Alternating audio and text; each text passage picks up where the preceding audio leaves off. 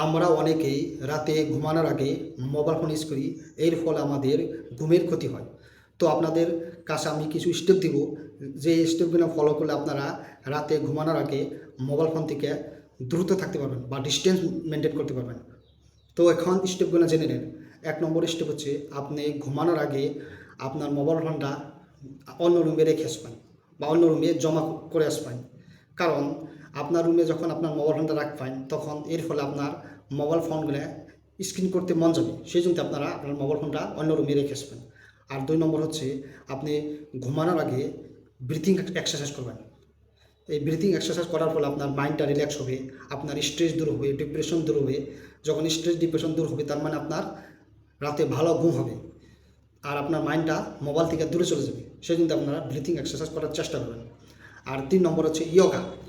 আপনি ঘুমানোর আগে ইয়োগা করার চেষ্টা করবেন। তো যখন আপনি ইয়োগা করবেন এর ফলে আপনার মাইন্ডটা রিল্যাক্স হবে, মাইন্ডটা পিস হবে। এর ফলে আপনার মাইন্ডটা মোবাইল থেকে দূরে চলে যাবে আর আপনার রাতে ভালো ঘুম হবে। ৪ নম্বর হচ্ছে আপনি দোয়া দরুদ বা কোরআন তেলাওয়াত করবেন। এর ফলে আপনার মাইন্ডটা আপনার মোবাইলের থেকে দূরে চলে যাবে, আপনি ঘুমের দিকে কনসেন্ট্রেশন হবেন।